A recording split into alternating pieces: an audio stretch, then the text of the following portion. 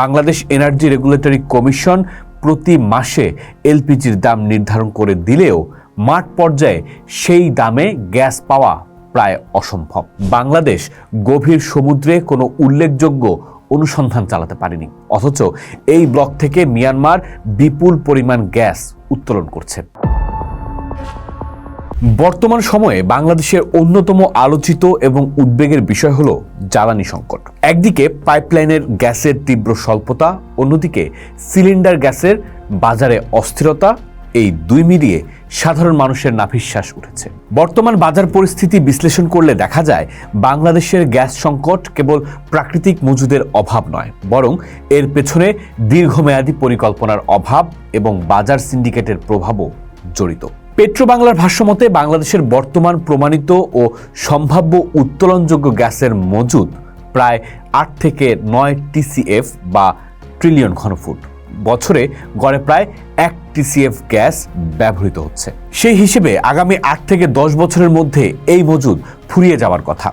ঢাকা বিশ্ববিদ্যালয়ের ভূতত্ত্ব বিভাগের অবসরপ্রাপ্ত অধ্যাপক ডক্টর বদরুল ইমামের মতে, বাংলাদেশ একটি গ্যাস সমৃদ্ধ অঞ্চল হওয়া সত্ত্বেও গত 2 দশকে পর্যাপ্ত অনুসন্ধান চালানো হয়নি। 2017 সালে যেখানে দৈনিক উৎপাদন ছিল 270 কোটি ঘনফুট, বর্তমানে তা 180 থেকে 185 কোটিতে নেমে এসেছে। এই শূন্যস্থান পূরণে 2018 সাল থেকে আমদানিকৃত এলএনজি দিয়ে ঘাটতি মেটানোর চেষ্টা করা হচ্ছে।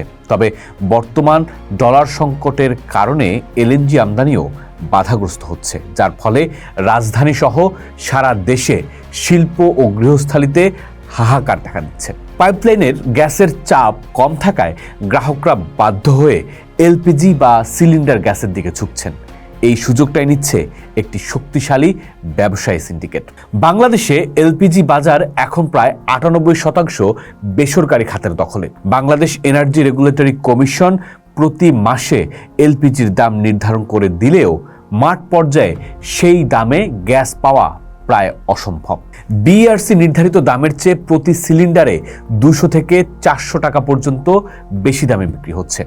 খুচরা বিক্রেতারা অজুহাত দেন ডিলার বা কোম্পানিগুলো তাদের বেশি দামে দিচ্ছে। অনেক সময় ডিলাররা পরিকল্পিতভাবে বাজারের সিন্ডিকেটের কৃত্রিম সংকট তৈরি করে, বিশেষ করে শীতকাল বা প্রাকৃতিক দুর্যোগের সময় যখন চাহিদা বাড়ে, তখন সিলিন্ডার গুদামজাত করে রাখা হয় যাতে দাম বাড়ানো যায়। অভিযোগ আছে গ্যাস খাতের নীতি নির্ধারক পর্যায়ে এমন একটি গোষ্ঠী সক্রিয় যারা চায় পাইপলাইনের গ্যাস সরবরাহ সংকুচিত থাকুক। পাইপলাইনের গ্যাস সরবরাহ বন্ধ থাকলে এলপিজি ব্যবসায়ীদের কয়েক হাজার কোটি টাকার বাজার নিশ্চিত হয়। কনজিউমার্স অ্যাসোসিয়েশন অফ বাংলাদেশ ক্যাবের মতে, আমদানি নির্ভর জ্বালানি নীতি সাধারণ মানুষের পকেট কাটার পথ প্রশস্ত করে দিচ্ছে। তথ্য বলছে দেশীয় গ্যাসের উৎপাদন খরচ 3 টাকা হলেও আমদানিকৃত গ্যাসের দাম প্রায় 55 টাকা। এই বিশাল ব্যবধানের কারণে সরকার ভর্তুকি দিতে হিমশিম খাচ্ছে। এই ভর্তুকির চাপ কমাতে দফায় দফায় গ্যাসের দাম বাড়ানো হয়েছে। 2023 সালে শিল্প খাতে গ্যাসের দাম 1 লাফে 178% পর্যন্ত বাড়ানো হয়েছিল। এর সরাসরি প্রভাব পড়েছে নিত্যপণ্যের ওপর। কারখানার উৎপাদন খরচ বাড়লেও ভোজ্য তেল, চিনি এবং পোশাকের দাম বেড়ে যায়। সাধারণ মানুষ পাইপলাইনের গ্যাসের বিলও দিচ্ছে, আবার ব্যবহারের সময় গ্যাস না পেয়ে বাড়তি টাকায় সিলিন্ডার কিনছে। অর্থাৎ একই সেবার জন্য দ্বিগুণ ব্যয় করতে হচ্ছে। মিয়ানমার ও ভারতের সঙ্গে সমুদ্র সীমা জয়ের 1 দশকেরও বেশি সময় পার হলেও বাংলাদেশ গভীর সমুদ্রে কোনো উল্লেখযোগ্য অনুসন্ধান চালাতে পারেনি, অথচ এই ব্লক থেকে মিয়ানমার বিপুল পরিমাণ গ্যাস উত্তোলন করছে। পেট্রোবাংলার স্থবিরতা এবং বিদেশি কোম্পানিগুলোর সঙ্গে চুক্তির জটিলতার এর জন্য দায়ী। বিশেষজ্ঞরা মনে করেন সমুদ্র থেকে গ্যাস উত্তোলনের চেয়ে এলএনজি আমদানিতে এক শ্রেণীর মধ্যস্বত্বভোগী ও আমদানিকারকের লাভ বেশি। তাই তারা দেশীয় অনুসন্ধান প্রক্রিয়াকে ধীরগতির করে রাখছে কিনা তা খতিয়ে দেখার সময় এসেছে। বর্তমানে দেশে প্রায় 80% মানুষ এলপিজি ব্যবহার করে।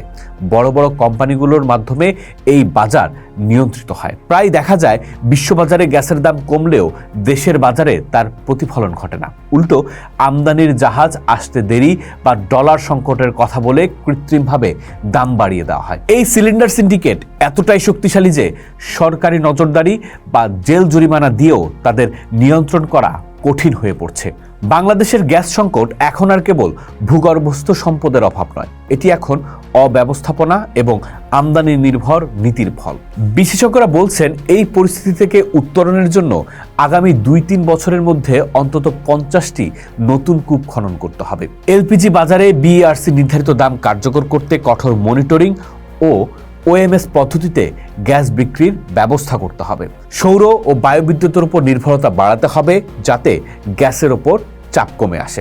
যদি দ্রুত দেশীয় গ্যাস উত্তোলনের পদক্ষেপ নেওয়া না হয় এবং সিলিন্ডার সিন্ডিকেটের কালো থাবা নিয়ন্ত্রণ না করা হয়, তবে আগামী কয়েক বছরের মধ্যে সাধারণ মানুষের জীবনযাত্রার ব্যয় নাগালের বাইরে চলে যাবে এবং দেশের শিল্প খাত ধসে পড়ার ঝুঁকি তৈরি হবে। পোস্ট দেখুন, ভাবুন, করুন।